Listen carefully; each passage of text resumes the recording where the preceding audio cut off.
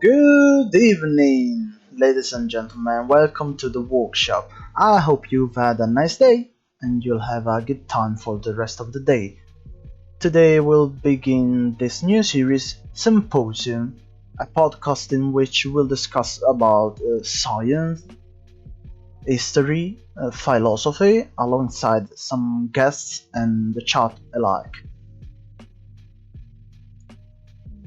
Sorry for the sorry for the delay. Do you like the overlay?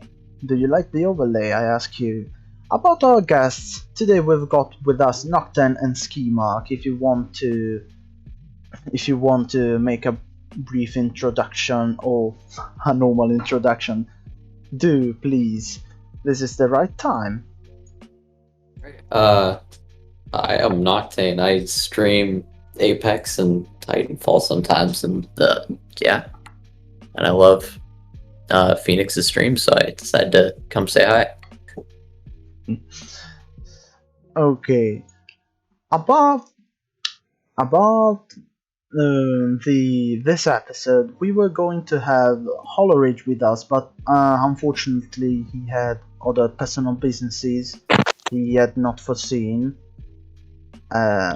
But that's not a problem. We can have him on the next episode or whenever he wants to. I hope you have a nice day if you are watching or if you will watch later. And by the way, about the graphic logo of Symposium, you can see on this projector here. Thank Kn0cktane for this. It's a really cool logo. Thank you, Kn0cktane. The logo is really nice. Good evening, Snivy. Oh, by the way, I see the mask is kind of acting strange. Oh, that was why. It's not turning on when we talk. Now it should be. Yep. Oh, okay. At least. Please, can you try to talk? By the way, I'm. Yeah, sure. Mod. Strange. I'll have to. It's off for Kn0cktane. I do not know why. Yeah, it looks like it's working for his, but not mine. And mine's always turned on. Strange. I even tried it before. Some discrimination here. Yeah, there are some discriminations. I will try to fix it along the way when we're talking about. So about today's topic, we're talking about really nice stuff today. We're talking about drones, and then we'll move on to automation. But let's start with drones. Tell me, have you ever had some experiences with drones? Not personally. I've seen. I think it's really interesting, the topic of being able to, I guess, explore places that people can't go into without endangering ourselves, and then using drones to be able to explore those without, endangering people. Yes, this idea was also introduced way back in the days in a science fiction book about how mankind would use robots shaped like humans to colonize other planets, so that they would risk nothing, but the robots would build habitats that were ready for humans. Oh, that's really interesting. When was this book written? Let me check. Do not worry. Yeah, drones are really useful for the 1940. Oh, 1940. 1940. That's some years back.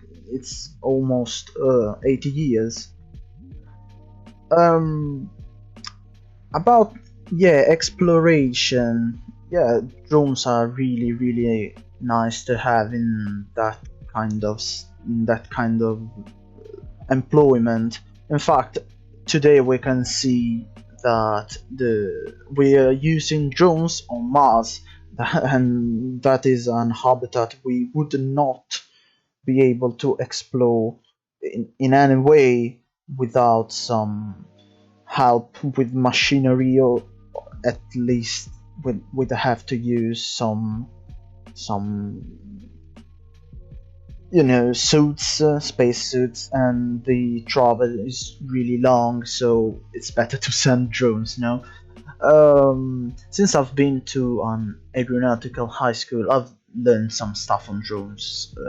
Naturally, a drone isn't only of the flying type. There are many types of drones, like submarines, rovers, as we can see on Mars, helicopters too. I do not know if you knew it, but there are even plane drones, and they are not only toy sized.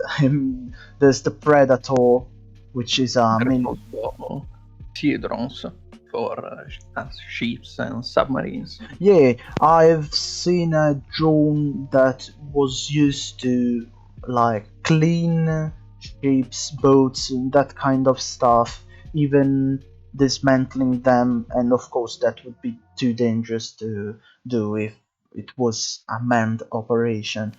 By the Trust way, me, I've seen humans do it with not I mean, yeah, I've seen that too, and that's quite dangerous. On that topic, about safety on workplaces, I've heard like that for the new, I think, World Cup in I do not remember the place. I do not want to just say the first country I it gets in my head. I think there has been like 6,000 deaths already, and that's kind of awful. So 6,000 deaths on the workplace to build like stadiums and etc. So I guess, yeah, of course drones are really nice to have when we're talking about safety. And as I was saying, yeah, the Predator is a military UAV, and it's quite big. I do not know if you've seen a Predator in real life. Hello, Marco. The Predator is quite big, and it is completely unmanned. It's basically a real drone, but it's plane sized. Technically, I do not know about American law, because I think Teslas are only in the USA's at the moment, at least the unmanned one. But can not piloted by humans Teslas be considered drones? What do you think about it?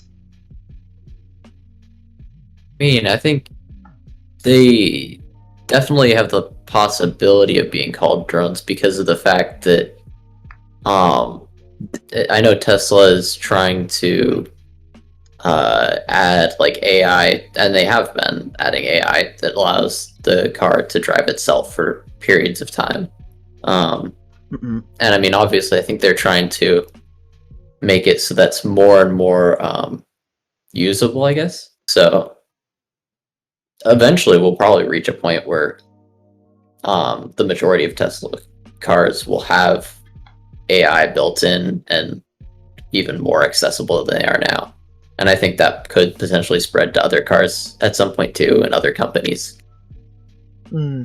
Yeah, of course. Honestly, since Tesla is having so much success with their unmanned cars or autonomous cars, we want to call them, many other companies have started developing similar projects. And all the major car manufacturers are working on autonomous cars, Fiat included in Italy. Oh yeah, I didn't know about that. everyone has someone researching them. That sounds fair enough. So as we were saying, the Teslas, yeah, they will We said have to be. just one thing. Tesla is also autonomous in most of their production, like their assembly line are mostly automated. They make use of drones and autonomous parts to build their cars and other components, which I think it's in part due to American law, the OSHA, I think it's called, for safety on the workplace. That's interesting. I didn't know about that. By the way, about American law, maybe in Kn0cktane you can be more helpful. Are there particular laws about using drones in the USA? I'm not sure. As for drones, I'm not sure. I know there are a lot of laws, as Skimark said, about safety in the workplace and I guess protecting the workers, because there's a lot of unions and stuff like that to make sure that people are safe while doing their jobs and all that sort of stuff. So I wouldn't be surprised if there was a lot of drones that do have to take people's places in certain jobs so that they can do the more dangerous pieces of their work. Yes, because laws are in place in theory, to protect the workers, which is of course a good thing. But we can say that there is also a negative aspect in which many people will find themselves without jobs, because for a company it is safer to simply make use of a drone or another automated machine instead of placing a worker that can be injured, and then you'll have lawsuits and all legal action taken against you. That's true. Of course, having drones or automated machinery that do your work for instead of a human can be harmful to the humans too.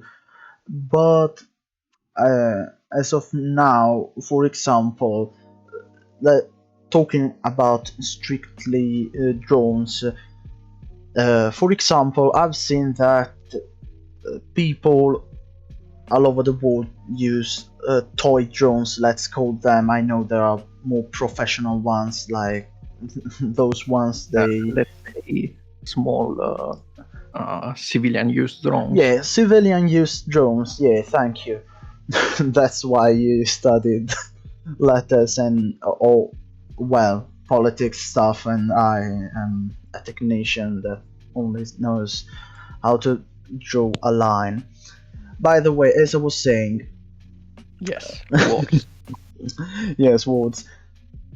So as I was saying, for example, here in Italy, laws about using civilian drones are really strict.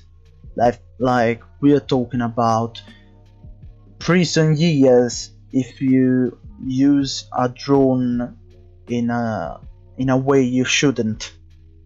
And it sounds really strange, but that's true.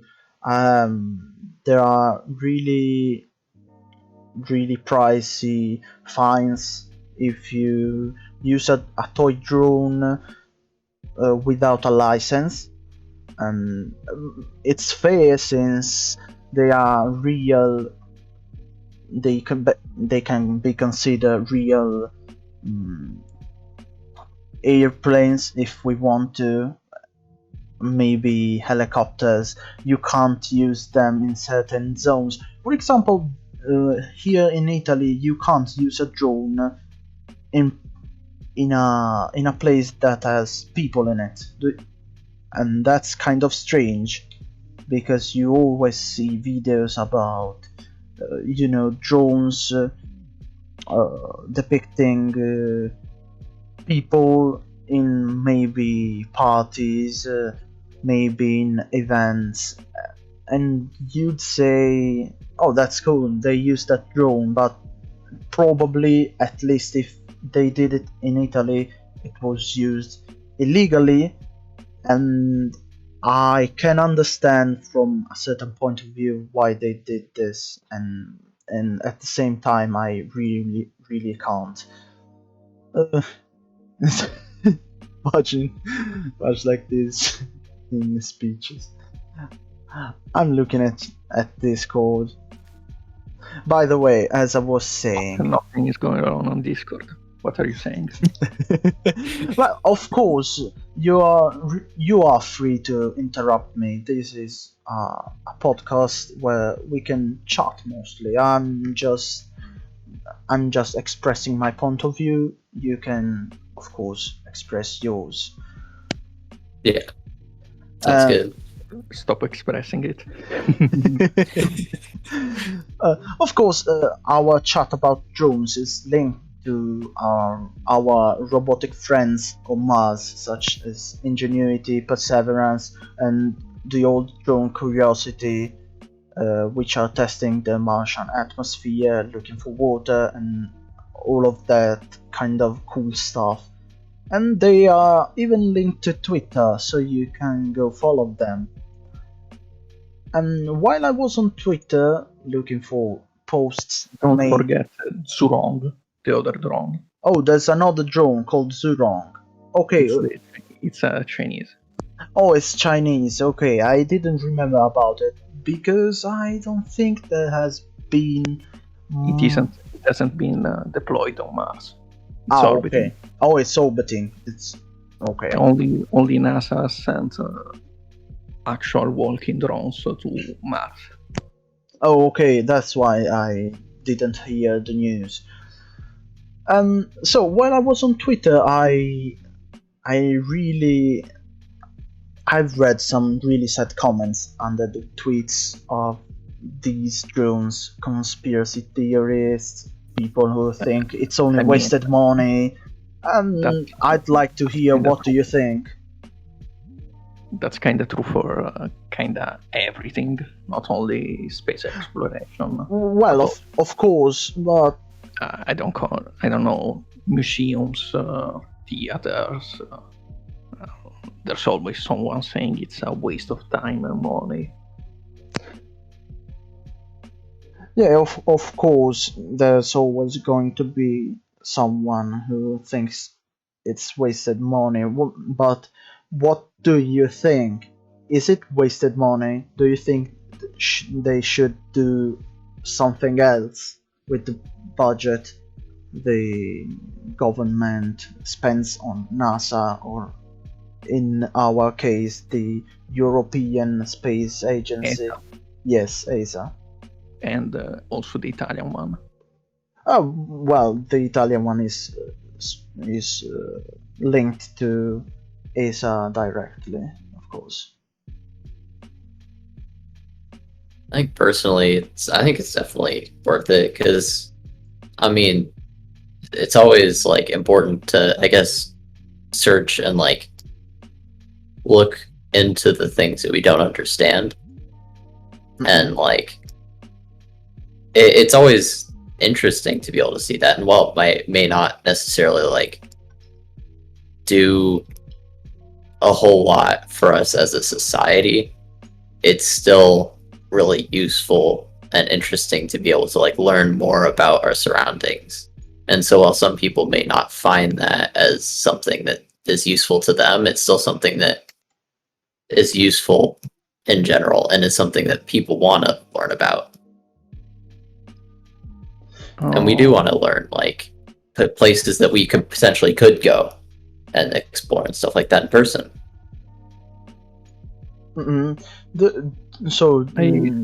Yeah, talk. Okay, sorry. No, you're not worried. Honestly, it's also useful directly to us. Some technologies that we use today have been strictly developed due to space exploration, like microwaves. They have been developed thanks to the space program in part. Many materials we use,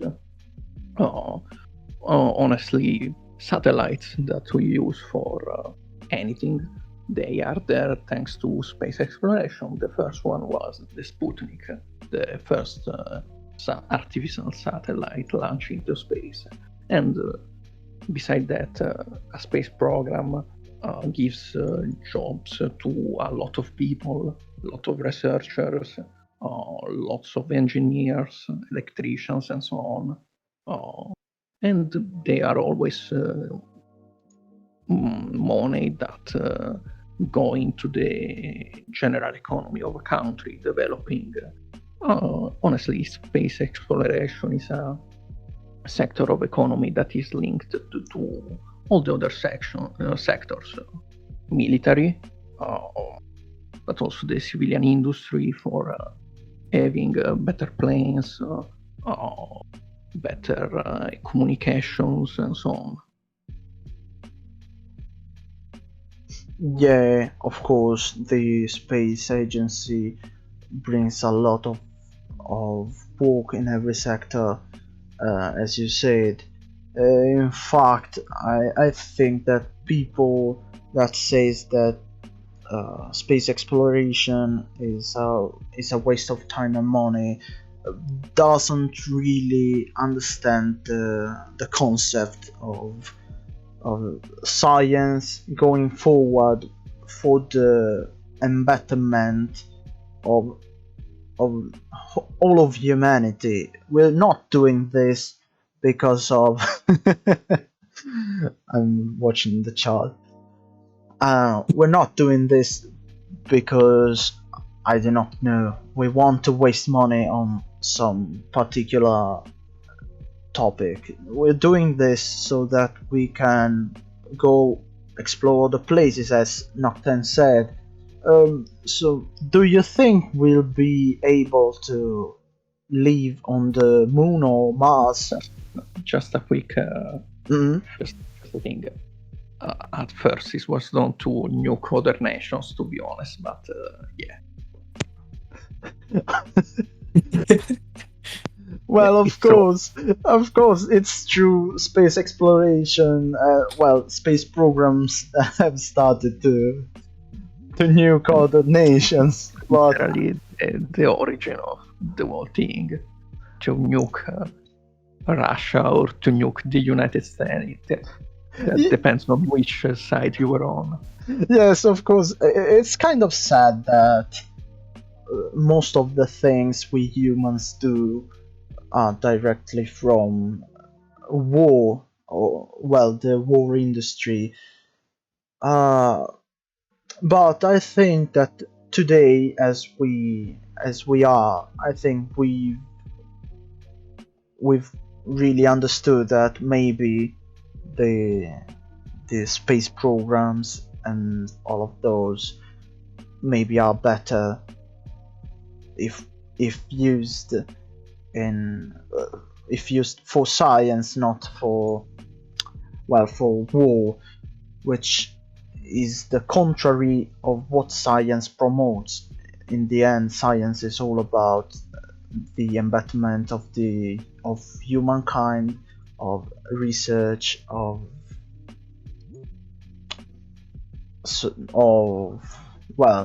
going forward as a race, all united. So I think as of today we are better than we were yesterday.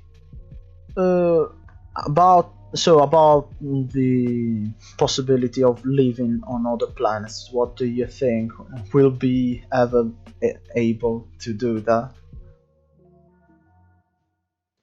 I think potentially. I mean, we never thought we'd be able to, I guess, even go to the moon, and we did that. And there's certain things, I think, in my opinion, it's a matter of less, will we get there, and more, how long will it take?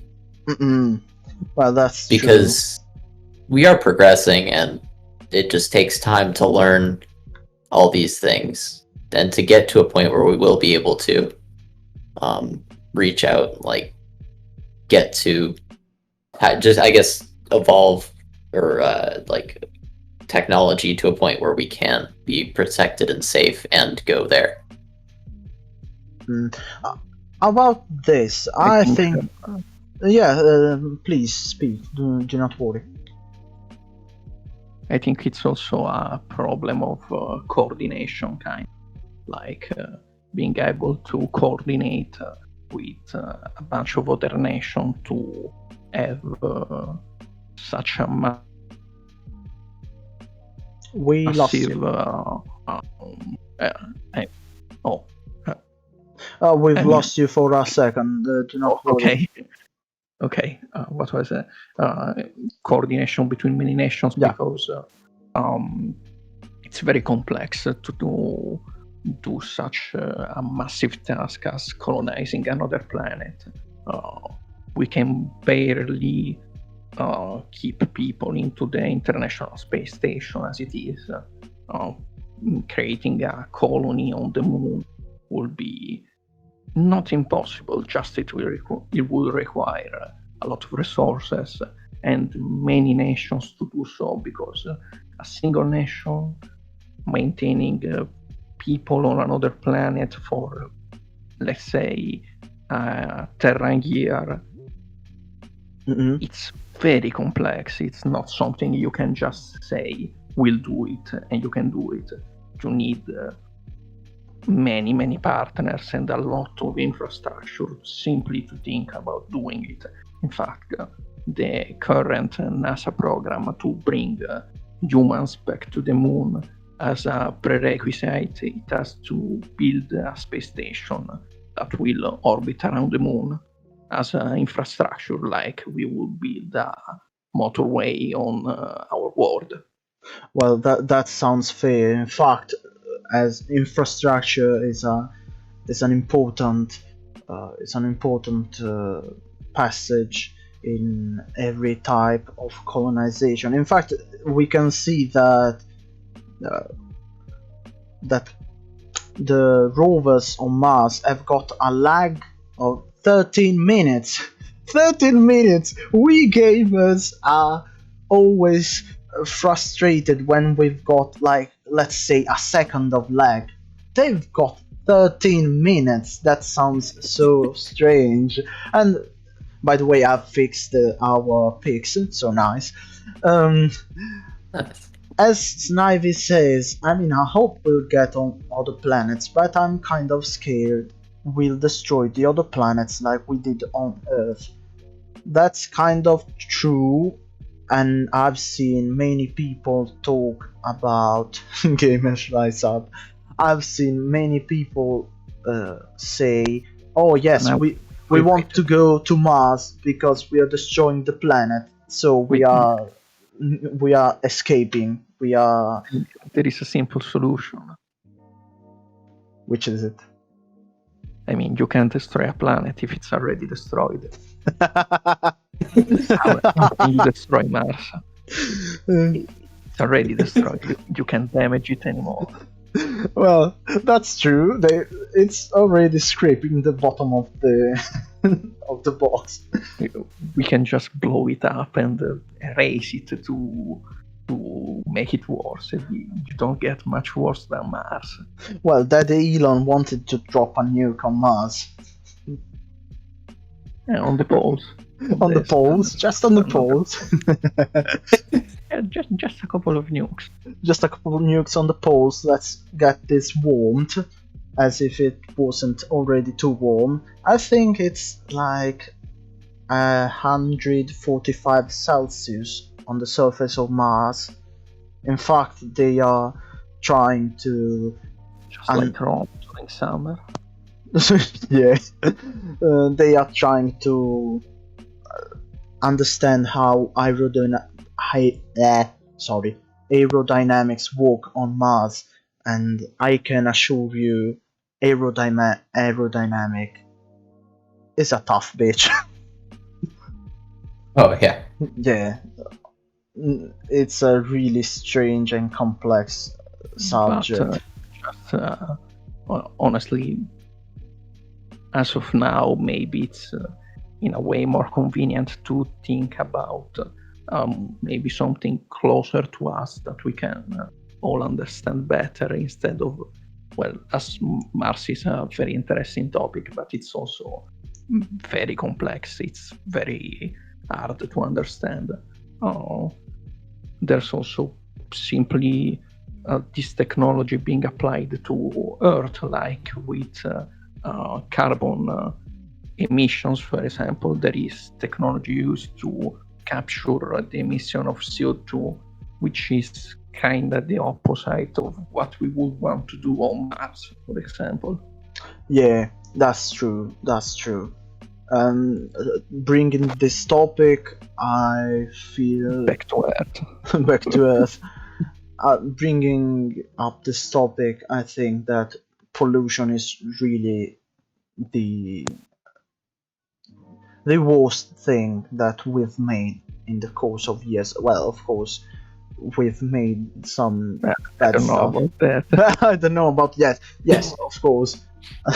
Maybe I expressed myself in a bad way, but yeah, nowadays pollution is maybe the biggest challenge we are facing, besides the Great Cough. Um, I don't know. It's a serious problem, but I'm not sure if it's the most immediate one we have. well, pollution. I'm not talking about global warm. Oh well, No, global warming. I get what you're talking about, but I'd say that pollution is definitely one of the worst problem. I'm not sure if it takes the first place. What would That's what I'm you saying. What would you put at the first place? Yeah, that's not easy. Maybe I'd say that it's overpopulation, because overpopulation is in a way what also causes pollution. If there are 10 there will be more pollution than if there are only 8 or 7. Well, of course, more people equals more pollution. What do you think, Nocturne? What's the worst problem we're having right now? I think I would say just, I guess, the idea that we aren't working together on a single one of the problems is in a way the problem, because Yeah. if That's true. Yeah. I guess Yeah. as a society people could just like put aside differences and stuff like that, and countries could work together on stuff. I mean, imagine how much faster we could just work on these problems one at a time and kind of like, I guess, tackle them. I think it's less like, and I don't think people should, like, I guess, argue about which problems are the most prominent. Just, we gotta work on something instead of just sitting around and being like, no. Yeah, you are totally right. I see we are on the same wavelength here. Yeah, honestly, it's true. If, for example, there's been researches about the Dyson sphere. A Dyson sphere is basically a big solar panel placed around the sun to harness its energies. Okay. Okay, yeah. And researchers says that if we all together, we could build one and have endless energy. Well, that would be a really nice achievement to have as mankind all united. By the way, I wanted to talk about these drones, about the drones of Mars, because as we already said in the course of this first symposium, nowadays we're seeing a never-ending increase of automation in the world, and automation, I think, overall is a bless because it performs acts that we humans today consider either fairly boring or too tiring or perhaps impossible. Let's think about creating 1000 bolts equal to each other, or maybe Or just dangerous. or just dangerous, or as you said before, Tesla and many other companies use automations in their chains of production, because it would be impossible for a human to make exactly the same Speaking piece. of, just a quick note. Yeah. Here in Italy, our main car factory is Fiat, and for our non-Italian viewers, and before, in the century before this, in the factories there were pretty much human workers, and they would have to perform every single task that today is done by a machine, and many of them would end up being deaf or blind or losing an arm or a leg due to this process, and it was considered acceptable for a long time. That's a shame. That's kind of a shame how that kind of processes were considered, well, the norm. That's kind of strange, as we now, if we talk about this in our point of view, we even find strange using or owning slaves, which of course is totally not right to do, but people until really not too long ago used to do it legally, and that's kind of strange. So I think automation here really saved us from modern day slavery, because that's a problem. I know that in some countries slavery is still a problem, which is done through legal or less legal means, but it's of course a scourge nonetheless. Yeah, it's kind of interesting because I know with a lot of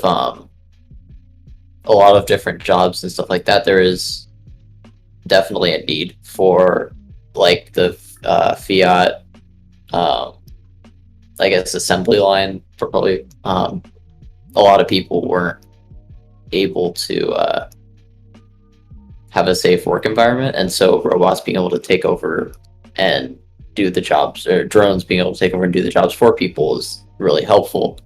But at the same time, we do need to be careful of, I guess, the ability to like potentially step into gray areas where I guess robots aren't necessarily needed and just kind of going a little too far. I I know. think I understand what you're trying to say. Yeah, and some places simply say, well, manufacturing a drone or an automated construction tool is too pricey. Why would we do it if we can simply use a human and not pay him, or pay him in, I don't know, some cents, not even a full euro or dollar, just 10 cents a month. Why use a drone if I can just use some human workers? Yeah, that's a shame. And in places like that, I think it is important that we do like make sure the working conditions, if the working conditions are bad, I do think drones are important too.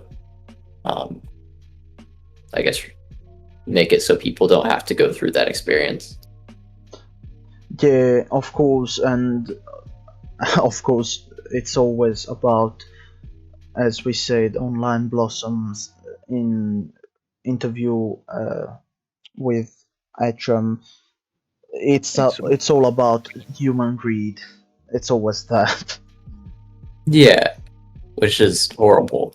I don't think that's, the way people should be treated. And it's kind of interesting because with I know personally I've been looking at going into like game design and stuff like that, and the way I've looked at going into jobs for like bigger game design companies, but the way they treat the people who work for them versus like indie game design companies, so much smaller companies.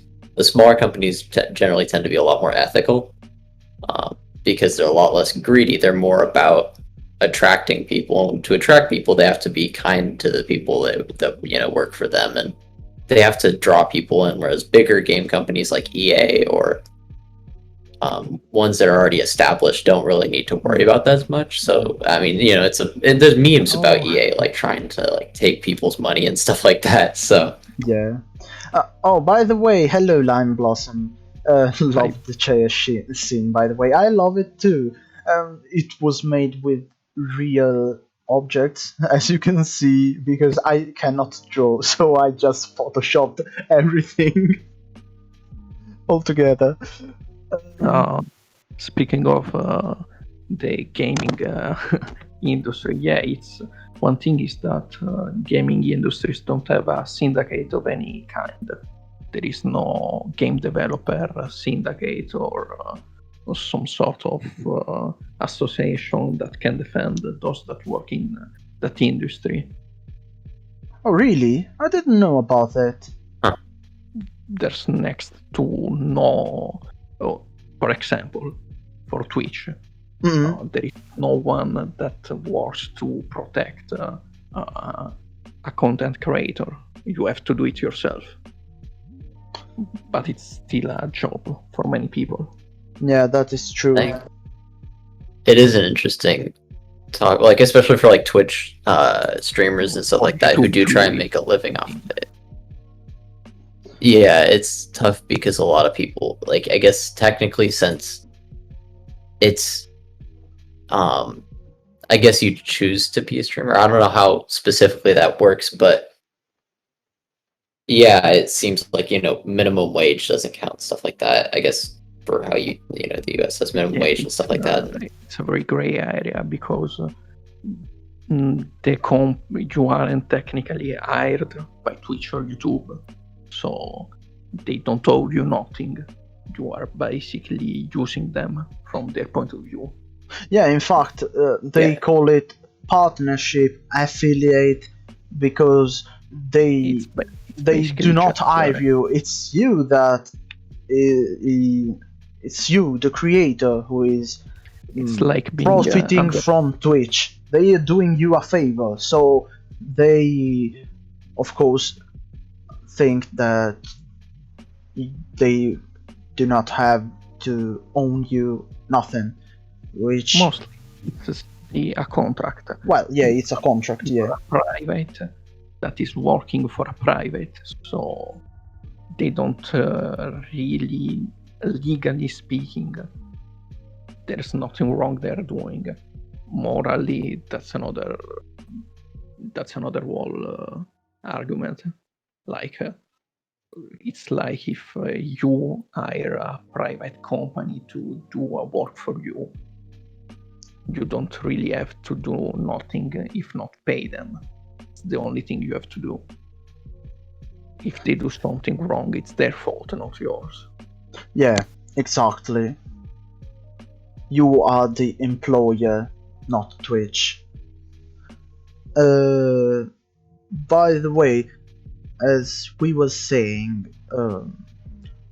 so about automation, we use that to lower the injuries, accidents in the workplace. Automation as a word was introduced for the first time at Ford an automobile company. So it fits completely in our picture that we made ourselves.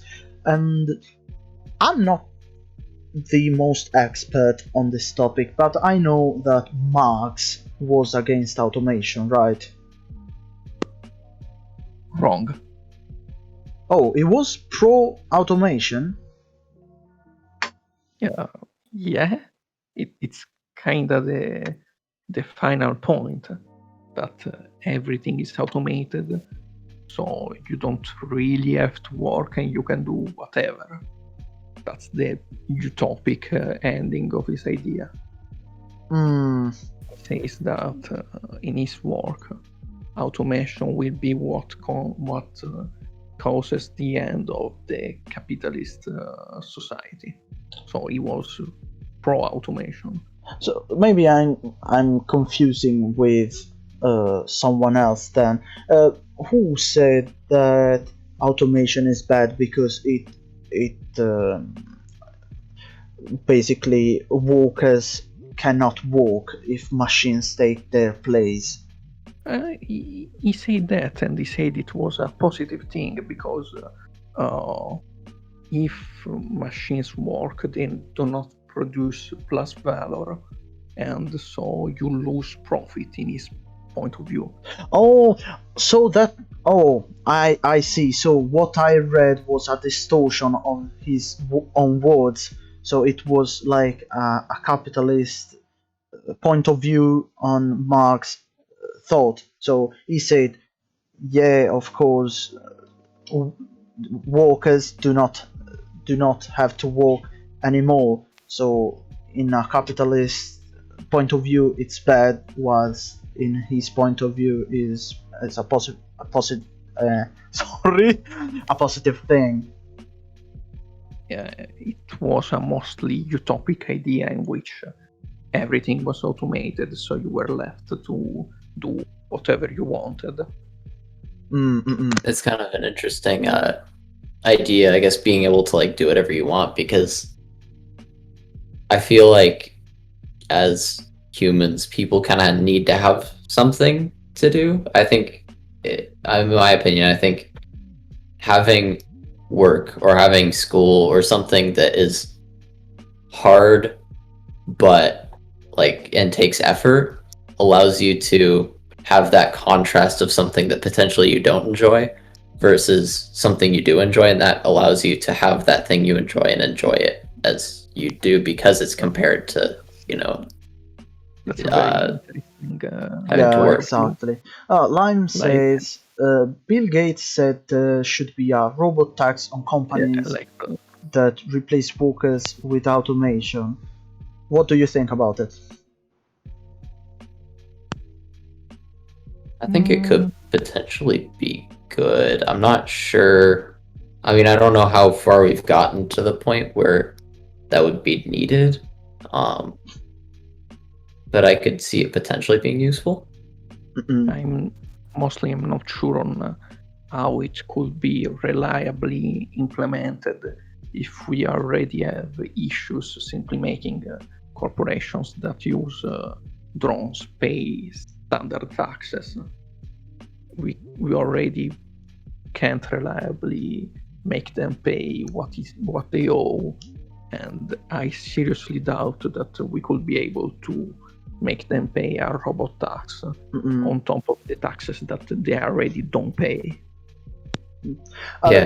Snivel says, but if with automation it means we don't have to work anymore, what should we do then? Well, automation just doesn't come pre-made. There's people who develop that kind of stuff. Kn0cktane, are you doing? I know you are studying in that field, right? Yeah. So I talked to I talked to Hollerage. I wish or Hollerage. I wish he was here because he has a good point of view on this. But his class, he's doing mechanical engineering. Okay. And so his one of his professors actually talked about this topic and colleague. had them do an assignment on it. And it's really interesting because I think there's definitely the potential to go too far because potentially robots could, find ways to, or we could program robots to fix other robots and stuff like that. We can, eventually we'll have the ability to do stuff like that. And a perfect automation that self-repair itself. Exactly, yeah. And that's where it gets a little scary because it's like, well, the robots are doing the jobs and the robots are keeping themselves able to do the jobs. Do you even need humans at that point? Exactly, yeah. And then at that point we'll have to be kind of either a utopic society so all of the people can just enjoy life, or else, I don't know, just 3 or 4 people will just earn all of the money in the world and the others just they won't be needed. I think that in this situation we come back to what Kn0cktane said.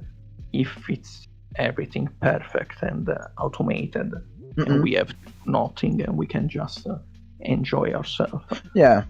At the end of the day, we just wouldn't being happy stop being what it is for us now. To have we understand what some stuff are because there is the opposite of those things. It's hard to comprehend something if you can't compare it to something else. So if you only have happiness, it's hard to comprehend something else. I'm not sure if it makes sense what I'm saying. Yeah, it totally makes sense. Yeah, I mean it's similar to, I think Lime Blossom said it in a really good way, is it's hard to appreciate bliss without discomfort. And I think, like, for example, Phoenix, you have been doing Twitch streaming and stuff like that. But imagine streaming on Twitch 24/7, like, and there'd be a point where you wouldn't enjoy it anymore. Yeah, I understand this point of view. A chore at that point. Well, not a chore, a real job. A work, a normal job. Yeah. Exactly, yeah. I understand when, real Twitch streamers just say, look, our job isn't less tiring than, I don't know, being an engineer, being an architect, being even, I don't know, a builder, because it's really tiring to do that 24/7. I really can understand them. It's a fair point of view. It becomes a job. It's like anything else, even like studying, for example. If you do it on your spare time because you enjoy studying, maybe there is a topic you really love knowing more about that, then it's pleasurable. But if you need to study for a degree, for example, it isn't really pleasurable. It's something you must do, not something you enjoy doing. I don't know about you here. We are all 3 of us are doing exams of some kind, and for me at least, when I do an exam, if I pass that exam, I'm not really happy. Like I'm not joyful. I just feel like, right, we have done this, let's move forward. I'm tired, I want to sleep. Yeah, it's not really happiness as in real joy of an achievement. It's you have done it. Yeah, relief that you won't have to think about that for the next at least couple of years.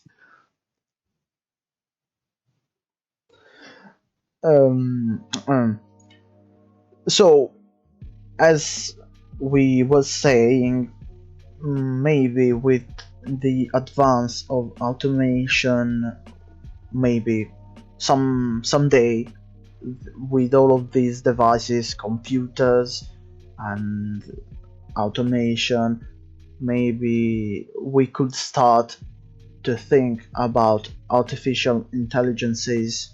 And I mean, there already are out there very simple ones, and maybe people don't realize it, but even in video games there are a lot of artificial intelligences for all of the creatures, NPCs, any other stuff that isn't controlled by the player needs to have an artificial intelligence behind, or well, at least a structure of coding.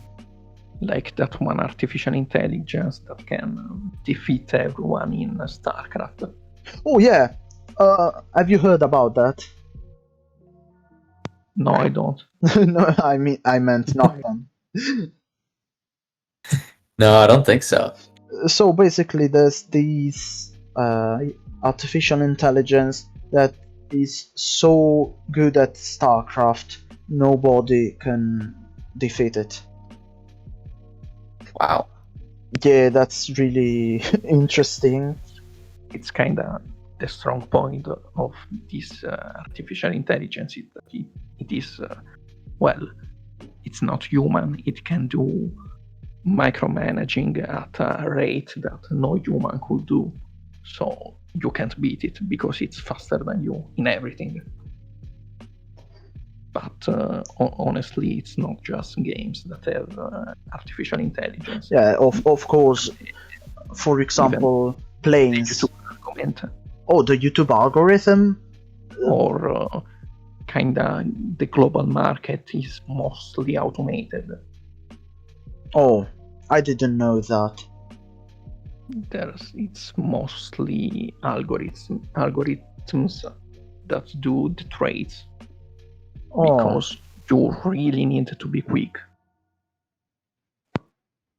So it isn't anymore like people who buy physically. There is also that aspect. You can be a normal person that simply buys actions and stocks, but many use algorithms. I can't say it. Well, yeah, I've seen quite a number of advertising on YouTube about algorithms for the for trading stocks, etc. And for example, even planes have got an artificial intelligence inside of them.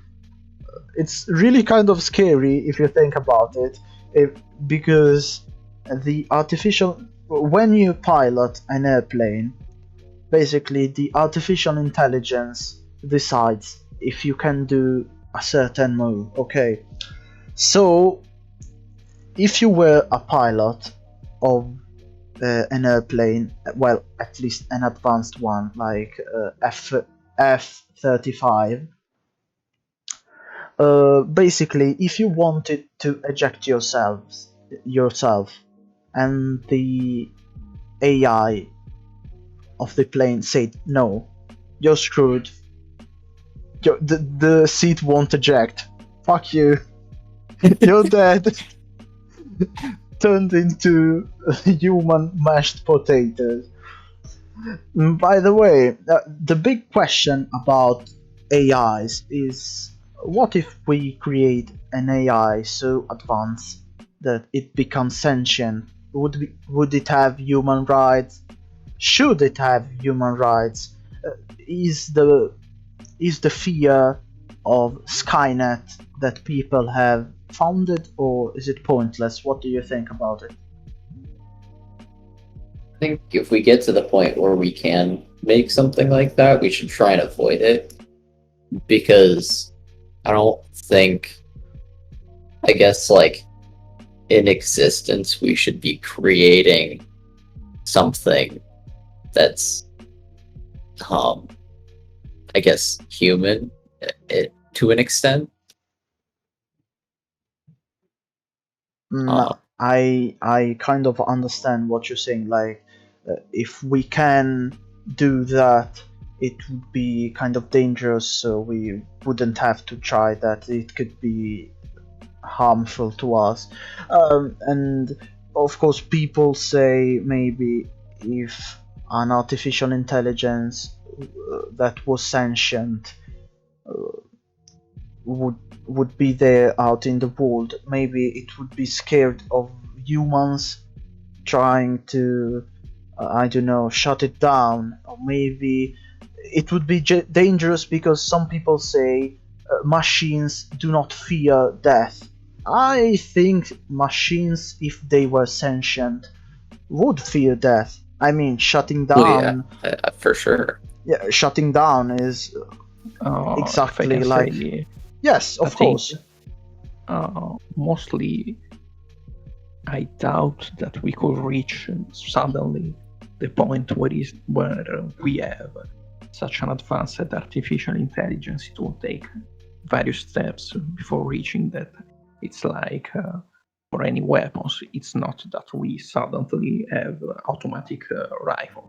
Oh It well, took yeah, of centuries course. to develop them, so it will be a problem that most likely we see coming. And as with all problems, we could most likely find a solution before it happens.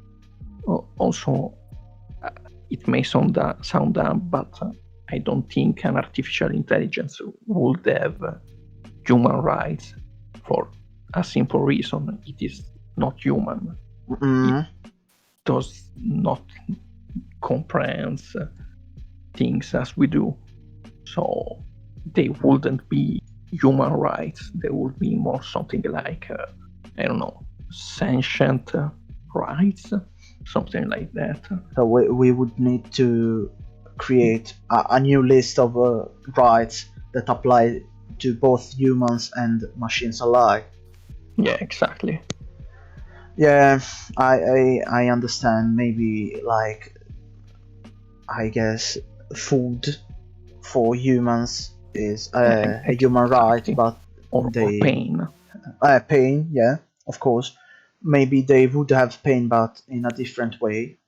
Exactly. We wouldn't know.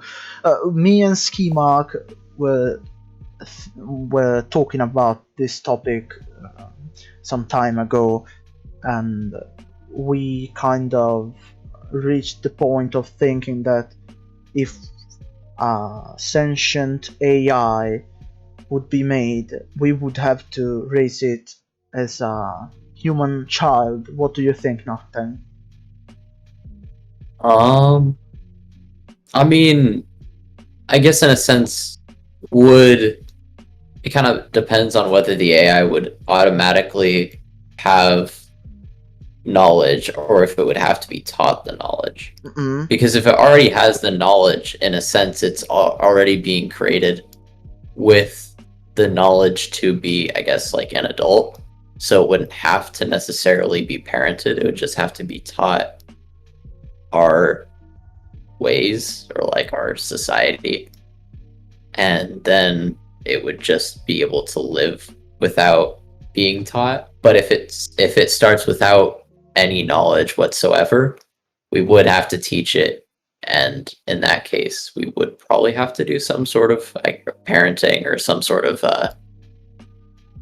I guess, teaching in some sort of manner.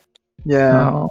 Another thing about artificial intelligence is that, well, as the name implies, it is artificial, and so it will be crafted by maybe not a single human, maybe a bunch of humans. And the thing is, we put something of ourselves in everything we make. Like, it might sound weird, but people around the world, well, this is not weird, it's a fact, but people around the world have different values, different philosophies and religions, and so most likely, if they were to create an artificial mind, it would respect those values more than any other value. Like, if someone that is working in a particular field was to create an artificial intelligence, most likely that artificial intelligence would be very specialized in that field. kinda, if you get what I mean, or have the Oh, belief yeah. of that person. If we are saying that is an artificial intelligence that has been created with some sort of a bias by its creator. Yeah, of course. Yeah. Like, for example, well, with human children, we pass on to them a part of ourselves, as you say. Well, this is the original concept of meme, and a meme is like cultural DNA. So I guess through memes, our culture would be passed on to the potential AIs that we would build. So as you said, maybe if an AI is built by a certain culture, it would receive the values of that culture. This is, of course, if we admit that the artificial intelligence is not that superior respect towards a normal human, that it already knows everything, and so it's simply on a whole other level of existence, and so we will really not be able to teach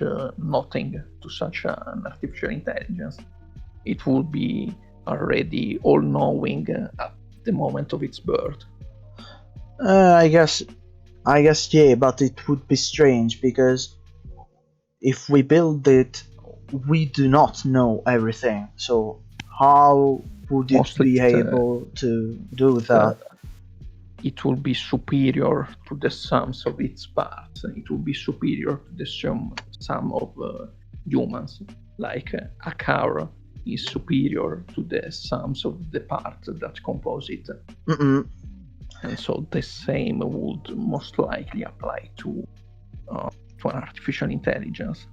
You can still make something work. For example, back in I don't remember exactly. I think Babylonia or some other places like that. They invented batteries.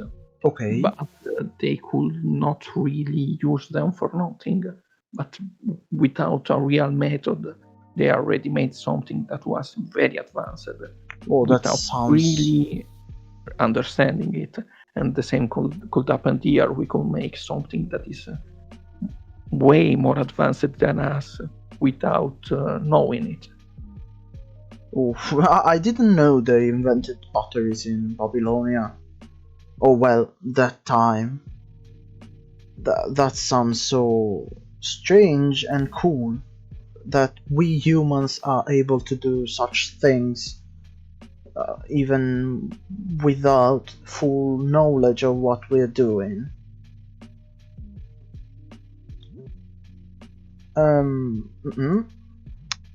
So I guess for the question of is fear of Skynet founded, I think we can say that it's a big no on that question. Yeah.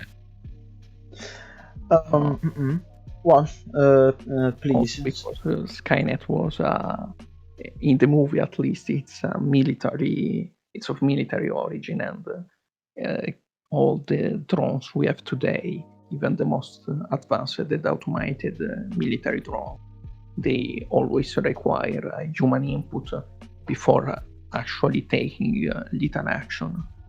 A drone can just kill someone. A human must tell the drone to kill another human. Oh, that's true. It was of military action. I didn't remember that bit. Of course, we are humans. We like to think about what can potentially be, and we make ourselves really strange ideas, I guess. Bot. There's a bot in the chat. Yeah, Fantastic. I've seen it. Nice. Audio spot. And by the way, the idea for robots, AIs, was present since the old days. For example, Skimark is more expert than me in this case, but like, go away, but yeah. But the god of volcanoes in Greek mythology had basically cyborgs in his forge, right? Oh, yeah, he had robots working at his forge, made of gold. Which is obviously the most Chad of all of the elements. And there was also a giant made of metal, and also during the Greek era, sculpture would make statues that would serve beverages, and later on, during the Middle Ages, automated mannequins that would fence or that would play chess. Automation. The ancient Greeks even had automated doors that worked with steam power. Wow. So we can say that medieval Five Nights at Freddy's is canon. No, No, we can't. We really can't. I don't even think we should say it. No. It's cursed. No. No. Of course, if you want to add anything, you're free to do. If not, well, I think this episode has been really. We're already ending it. I do not know. Have we got any other? Do you think we can add onto this topic? Have you got? I mean, there's one thing that Yeah, of course. I did want to mention. There's a book I read a while ago. So you guys know The Martian. It was a book and then a movie. Oh yeah. The author of that also wrote another book about like colonizing the moon, but like it was much farther along, so as if like the moon had pretty much already been colonized, and it was like it's a really interesting book. But it's just really interesting because it talks about I guess how people, like, it costs a lot to visit there and stuff like that, but then it's from the perspective of a person who works on the moon, and so they work as like a tour guide and stuff like that. But since they live there and stuff like that, they still live while like the area they live in is like known as like, you kind of have to be rich to live there. They only live there to work there, so they're personally like in poverty and stuff like that. So it's really interesting the I guess like the social structure of how that could work if potentially down the line we are able to colonize the moon and stuff like that. So I suggest checking that out if you're interested. Oh yeah. In fact, Snivy is asking for the title of that book, if you remember it. Yeah, I'll put it in chat. Okay, thank you. As you were saying, there are many books that are about this topic. Another one was The Moon is an Archmistress by Heinlein, which is all about how Earth has been devastated, and therefore humans, in part, have moved to the moon in order to produce food for humans back on Earth, and now these humans live their lives on the moon. And I remember you telling me about some other books about Archmistress, sorry. Of no, course, it don't made worry. more sense than the thing I wrote. And I remember you talking to me about this book where there was an AI that controlled. It's this book. Yeah, it's this book. It's funny. It's funny as you told me Yeah, about it. basically the story is about this man that is a cyborg. He has an artificial arm, and with this arm he can repair the only artificial intelligence that can organize travels between the moon and Earth. And but the situation on the moon is very complex because people are kind of treated as slaves because there's well, if they try to rebel, you can simply cut the oxygen and you win. Yeah, that's true. And in the book there is also a different culture. For example, since there are few people on the moon compared to the people on Earth, they can't really marry whoever they want for risk of having the same genes and so genetic mutations. So they have to keep in check who marries who. And for example, in this book, polygamy is accepted, but it's a single wife with many husbands. Oh, funny. It's the contrary as normally what we would consider in our society. I think there are not many cultures where there is a wife with lots of husbands, is there? Yeah, I can't think of any. Yeah, that's kind of curious, but it kind. Sorry, I didn't hear. Sorry, I said that there aren't many cultures which are similar structures with a wife with many husbands, which is kind of understandable. And at least in the book, I would understand why they did that. There are a couple that in Africa, I think there were some where it was accepted, but yeah, it's definitely not the most common type of family structure, we can say. It's a strange topic. I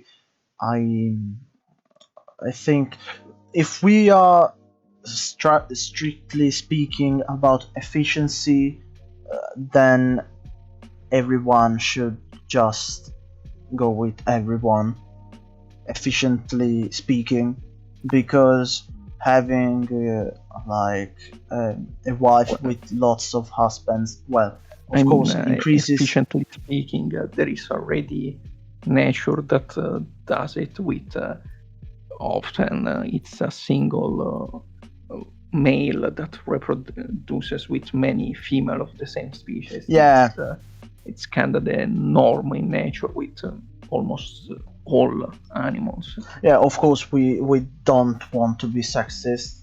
Of course, this is nature we are talking about. We are strictly. It's a fucking wolf. Yeah, it's a fucking wolf we are talking about. Of course. Yeah. I mean, I'm not implying anything. I'm just saying. Are you implying the wolf's gender?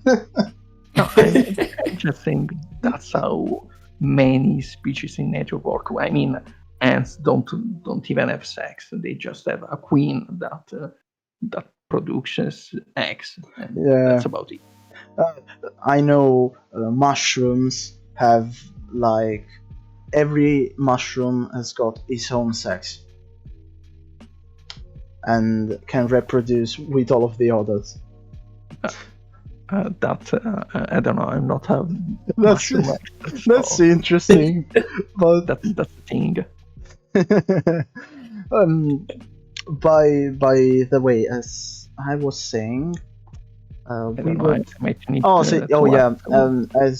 so if everyone told about a book, maybe my example will be a little less serious, quote unquote, but if maybe it's interesting, it's good. There's an anime which I do not remember if it's made from a visual novel, a light novel, or a manga, but there's this anime called Aldnoah Zero. I'll write it in the chat. Aldnoah Zero. It's informal link. Well, by the way, in this, You're gonna put that link. No, do not open the link. I tried. It says failed to open page. I'm sorry, you will be banned for this. So basically, in this anime, people have gone and colonized Mars.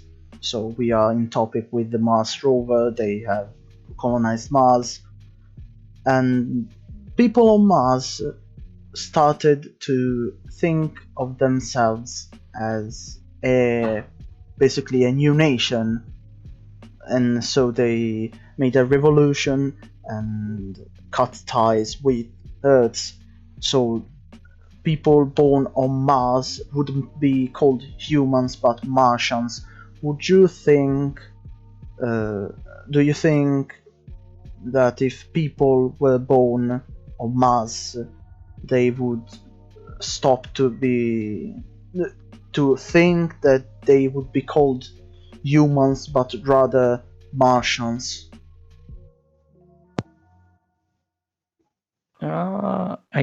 I think there is, if I can say that, there is a bit of a mistake there. I think Martian is more like the nationality. Like you will be, I don't know, Martian, lunar, Terran. Yeah, that's. It's more of a nationality thing. Most likely, after many generations, they would be somewhat different than a Terran human, because there is a different gravity, unless they are all first born on Earth and then shipped back to Mars. Like if you are born in a place with a lower gravity, you will be adapted to this place. For example, in the book that I was talking about, people that were born on the moon, which has almost no gravity, they couldn't really come to Earth because Earth gravity would crush them. Well, yeah. Yeah, it's true. Just I guess the environment has a bigger impact on the person's body than I guess we'd expect. Yeah. Do you think that if we actually went to Mars, it's mostly when speaking about evolution, it's the environment that affects a person or any species, honestly, more than the genetic heritage. So it's more how you adapt to a place that how your ancestors were. Well, at a certain degree, of course. That's just how it works. Well, of course, though it's not. If we're talking about small periods of time, yes, of course, it's how you say. But of course, evolution is kind of more genetic stuff. And for example, they always do this example about giraffes. It's not like they adapted to eat from taller trees. It's that giraffes that had a longer neck survived more than the giraffes with shorter necks. But yeah, of course, as you say, in short periods of time, we adapt with the environment. No, but what I was saying is that it's more how you adapt to a place and how you survive there than, I don't know, any other factor. The survival is the first factor in evolution. There were theories in the past used in, I'm not gonna go into specific, but in World War II, for example, where they will say that some were inherently better for the simple fact that they had better ancestors and they were different ancestors, which is simply not true. It's how someone adapts to a certain area, and that is something that everyone can do. It's an innate ability of all species. Yeah, I think that's true. So there is no innate way of saying that someone will be different if evolving on in another situation, let's say. So, by the way, as it's quite late, I think we can start our outro, if we can say. I'm really happy for this first episode of Symposium we've had. I was really happy in chatting with you guys. Thank you guys for the chat. It was really nice to have you here. Thank you, Kn0cktane, for being here, and thank you, Skimark, of course. As for the next episode of Symposium, whether you will or won't be here, of course, I'm happy if you want to be starring as a guest another time, but I'd like to ask you if there's a particular topic you want to talk about, or if you'd like to hear about in the next episode. I'll have to think about it. I can't think of anything right now, but I'll definitely think about it. Of course. Let's talk about great human wonders. The great human wonders. Yeah, that's a really nice. Just a random topic to switch to something more artistic, more than the science. Yeah. Actually, you're right. Let's talk about the food, as Snaggy says in chat. Food. I think that might be a nice third episode, but maybe we'll go with the wonders next time, or let's see, who knows. That's a really nice topic, though. Just one thing, Snaggy in chat is saying she's joking. I mean, it's an interesting topic. Food is a really. It is, especially with you guys are both from Italy, and if Hollow comes at some point, we're both from the U.S. So just I guess different food cultures and stuff like that. Oh yeah, I mean that's true. We straight up have tomato sauce in our blood, so it's just a fact. It's just how we evolved as Italian. Well, but if Hollow Rage will be here for the next time, I think that food will be a nice topic for discussion. Okay. So again, thank you guys for coming here, and I really enjoyed this time. Before finishing this, is there anyone we could read right now? Let's see.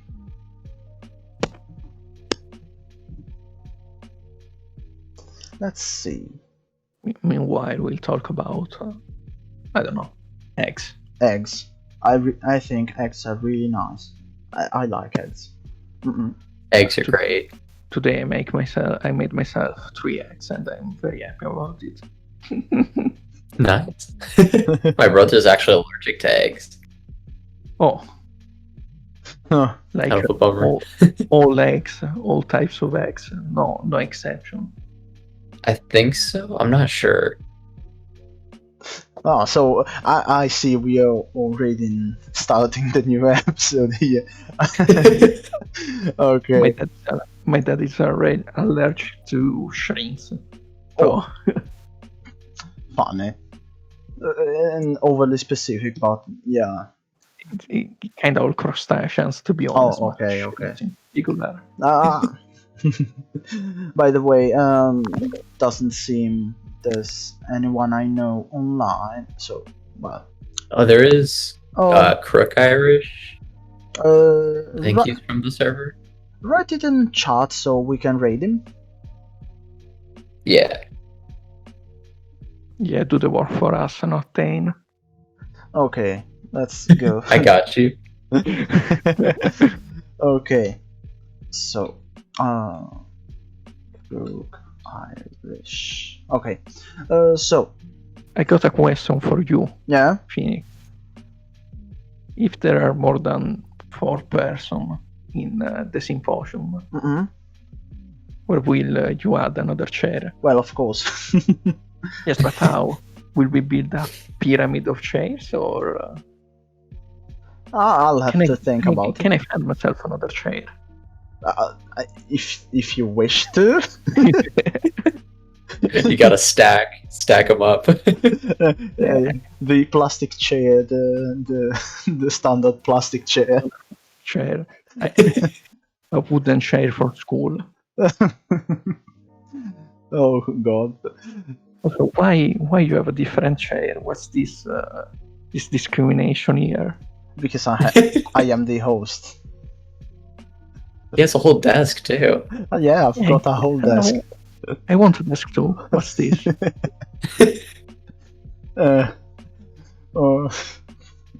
I'll be sure to give you a special chair if you want to. Give me, I don't know, a gun at least, something like that. A what? Sorry? A gun. Oh, no. What? Why not? We're in Italy. We are not in the USA. We can own guns. Yeah, we can own them. Yeah, it's a topic for another day. So thank you everyone for coming here, for listening to this first episode of Symposium. Really, thank you for sustaining this series. I really enjoyed the chat. And thank you for making it. You're welcome. Kn0cktane for the art of this series. Let's remember everyone. Thank you, Kn0cktane, for the art. And since You're welcome. Since and for the thing around the chat. yeah. And Skimark made the artwork for the chat box and the overlay Nice. for the games we are bringing, just to show off. This is the new overlay. Really nice overlay. Thank you, Skimark. Yeah. And since I didn't talk about it. The music is all original work from Cosmic Beats on that you can follow on Instagram.